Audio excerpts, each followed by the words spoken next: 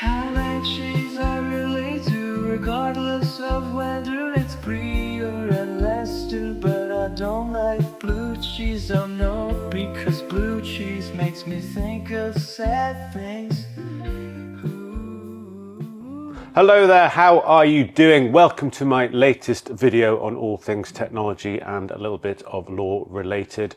It's been an interesting time because the technology world and technology advancement and developments have been kind of overshadowed by what's going on in the world, in particular the US. I mean, we've seen tariffs, we've seen people arguing, we've seen weird things happening in the White House. The US seems to be doing a bit of I guess it would make a great TV drama series in the future if it didn't affect all of us. If you're wondering where we are in the timeline of what's happening in the US, Donald Trump has just accepted a jet from Qatar, which seems to be some sort of flying palace. It's got beds in it. It's very expensive. It's for his own use because he gets to keep it after he's been president. It even has a B-day in it. And I've always been very suspicious of B-days. I think it's all these holidays abroad when I was a kid. I'm from the UK where B-days were not a thing. And just the idea of, well, look them up, what they're for. I always find it just a bit weird. I know it's probably more hygienic, but there we go. But anyway, enough about B-days. I'm going to talk about AI. Now, I'm talking about AI because the news has been pretty stilted. Obviously, after the whole DeepSeek thing, which was the end of last year. Time has flown that quickly. We haven't really had much press in terms of DeepSeek. We've had no press about anything apart from what's happening in America, let's be perfectly honest. But I think we're reaching a bit of a tipping point when it comes to AI. Now, when we had the beginning of what I could probably describe as the AI sort of revolution, when ChatGPT 3 came out, everyone predicted that everyone was going to lose their jobs. I believe it was Goldman Sachs who said about 2 years ago now, time has flown, that they would expect around 300 million full-time jobs to be lost as a result of automation by AI, which seems reasonable. I remember the World Economic Forum said that something like 40% of workers would be displaced because their job would be made basically non-existent because of AI. But none of that has really happened. We've not seen any news of large-scale redundancies, of people losing their jobs, of people struggling because AI has replaced them.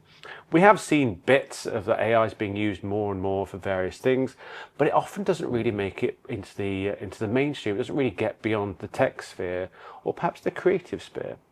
Now, what's inspired me to do this video is I did an article for In-House Counsel magazine a few weeks ago. I'll do a link to it so you can read it if you want to. It was really, it's not a typically dry law one, by the way. It's about creatives and the creative industry.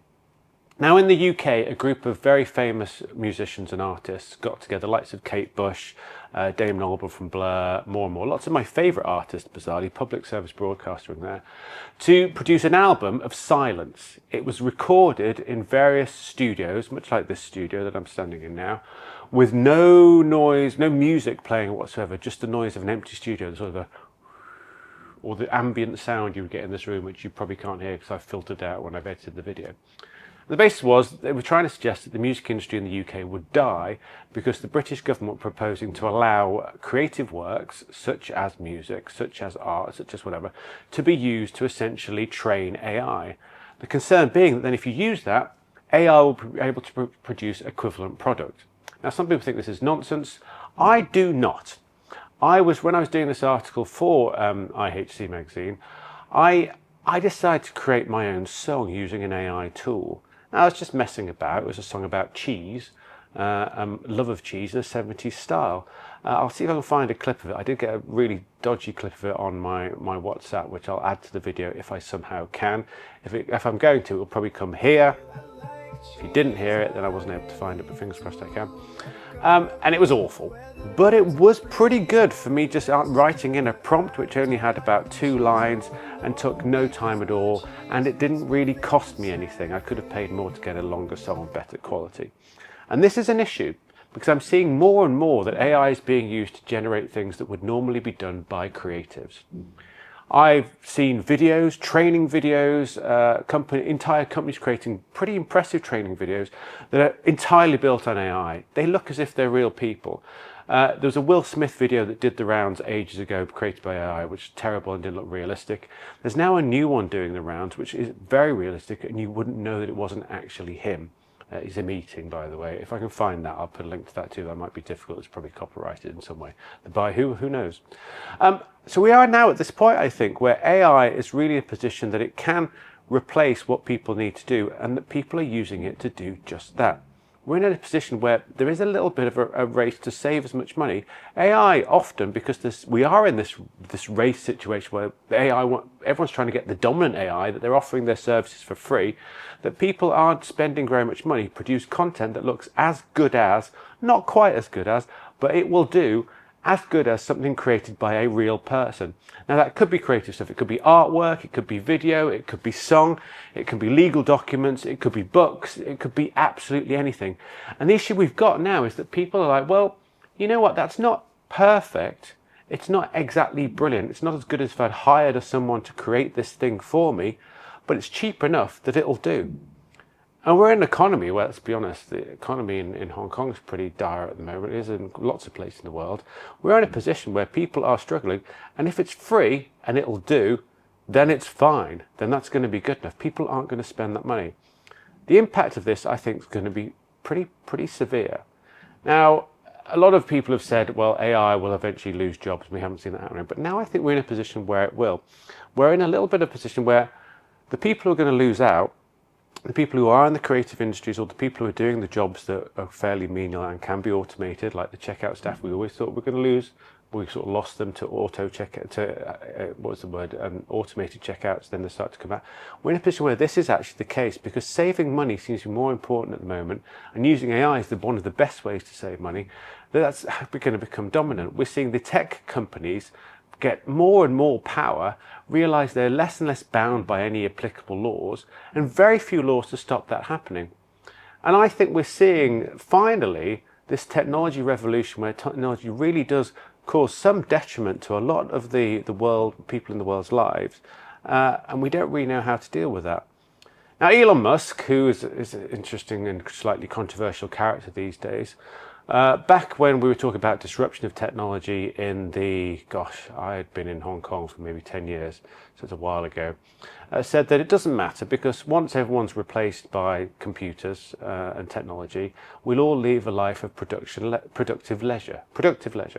That we'd all be having a great time, there'd be a basic universal income, but that's never going to happen. No one is going to implement that. Not even the most enlightened states don't think they could afford it. But what we are seeing is, why would people pay people to do things when we can generate it free or nearly free using artificial intelligence tools? So I think we're on the cusp of something that we've predicted for years, and then we thought, well, this isn't really going to happen. We're never going to be in a position where AI causes massive displacement, but it is about to happen. And certainly I think what we'll see now is that some people will start to lose their jobs, and it will become quicker and quicker, faster and faster. More people will find that AI is able to do what they do, so they are not needed. You will, instead of leading a team of say 10 creatives in an art department, you'll have one person with an AI prompt. And the impact on the world, what's going to happen to this, I don't think anyone has really thought about it. Now, will the law come in to stop this? No, of course not. We've got the AI Act still. That's all we've got really in terms of regulation of AI of any substance. That's in the EU. It kind of predates the use of generative AI, so it doesn't really work in this setting. And frankly, most governments, most legislatures have got bigger fish to fry at the moment than worrying about whether AI is going to replace jobs. In the meantime, AI has become so advanced that it can be used in a way that commit crimes like I have never seen. In terms of cybersecurity attacks, in terms of fake phone calls using people's voices and likenesses, these are on the rise. I get them.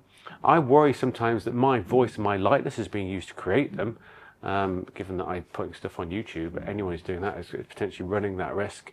And more people are being fooled. Here in Hong Kong, we've got a big I guess it's a big advertisement campaign warning of the dangers of being phished. And this includes a lot of AI-generated individuals trying to pretend that they're attractive ladies to get men to give them money.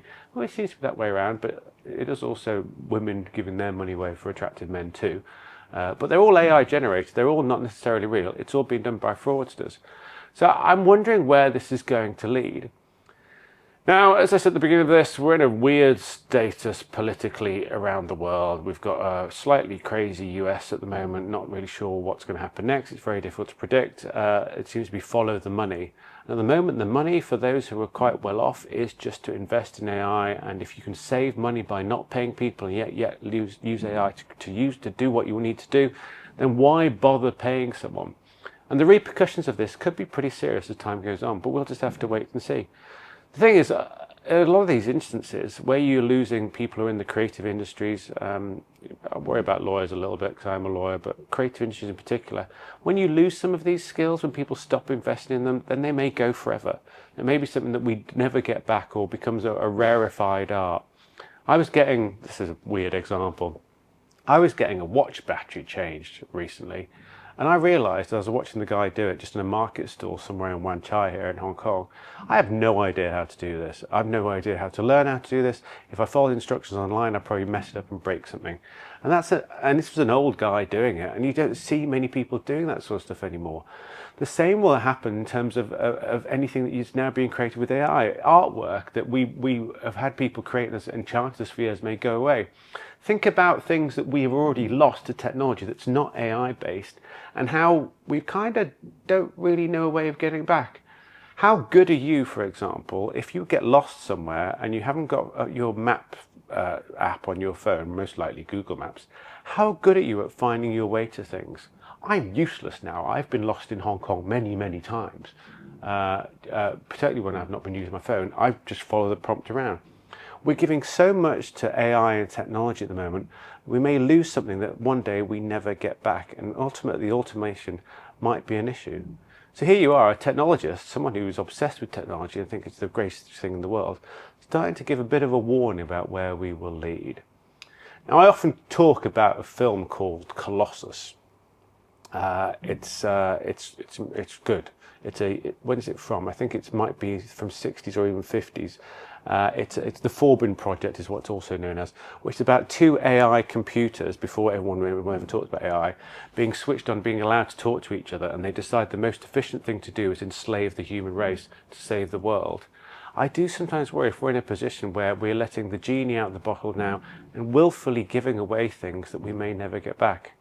Maybe that's just the way the world goes. Maybe I'm just an old Gen Xer who doesn't understand millennials or Gen Z or people who use weird slang or doesn't use TikTok. It could be the case.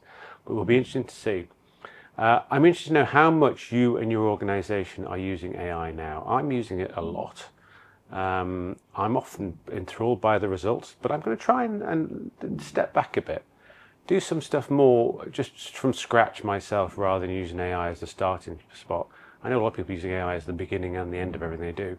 But I'll be interested to see what you think on this. I'll be interested to see whether you think things are now going to accelerate badly and people are going to start going out of work, and I don't know what jobs they'll do to replace it. It doesn't need that many people to use or train an AI. Or are we going to see a renaissance of creativity, and it's just the fact the economy is really bad that people are trying to save money? Before we know, we'll be watching brilliant bands playing brilliant music. There'll be no AI generated music on Spotify, which is something I'm worried a lot about. There may not even be any Spotify, because face it, it's slowly killing the music industry. We will see. But anyway, a bit of a ramble because there's very little going on in the actual law. If you want to see me speak, I'm speaking on the cybersecurity law we've got here in Hong Kong, critical infrastructure law. I'm doing that soon. I'll put a prompt on my LinkedIn page. Find that if you want to follow me. And if you do want to follow me, please subscribe to this YouTube channel if you're watching it via YouTube, or follow me on LinkedIn. You will get more insights from me, and you can see me when I'm speaking in public, which I do all of the time. I've got something else going on next month too, but I'll keep that secret for now. Anyway, that's it for now. A bit of a rant, really. Why is Paul suddenly worried about AI? Maybe it was just how awful that cheese song was. And if I can find it, I'll use it to play me out. For now, that's a good one. Have a good one, rather. And I'll see you soon. Take care. I like cheese, I really do, regardless of whether